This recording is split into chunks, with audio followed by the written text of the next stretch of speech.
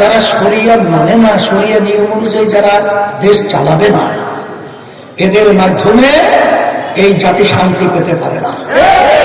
নীলফামারীর কিশোরগঞ্জ উপজেলায় ইসলামী আন্দোলন বাংলাদেশের উদ্যোগে নির্বাচনী জনসভা অনুষ্ঠিত হয়েছে।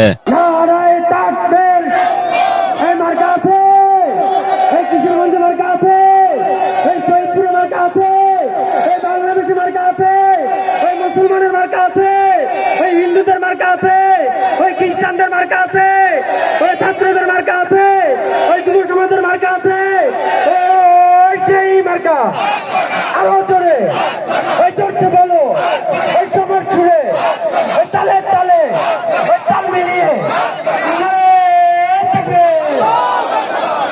বৃহস্পতিবার রাতে কিশোরগঞ্জ মিনি স্টেডিয়াম মাঠে আয়োজিত জনসভায় প্রধান অতিথি হিসাবে উপস্থিত ছিলেন ইসলামী আন্দোলন বাংলাদেশের আমির মুফতি সৈয়দ মোহাম্মদ রেজাউল করিম। আপনারা যেভাবে স্বতঃস্ফূর্তভাবে আপনারা জেগেছেন, আমার মন বলছে আল্লাহর রহমতে যেই উদ্দেশ্যে আমরা নির্বাচনে ভোট দেই, নেতা বানাই, সেই উদ্দেশ্যে আল্লাহর রহমতে আমাদের শহীদুল ইসলাম হাজী, তার মাধ্যমে আপনাদের মুখে হাসি ফুটবে ইনশাআল্লাহ। এ সময় তিনি ইসলামী শাসন ব্যবস্থা প্রতিষ্ঠা ও ন্যায়ভিত্তিক সমাজ গঠনের আহ্বান জানান।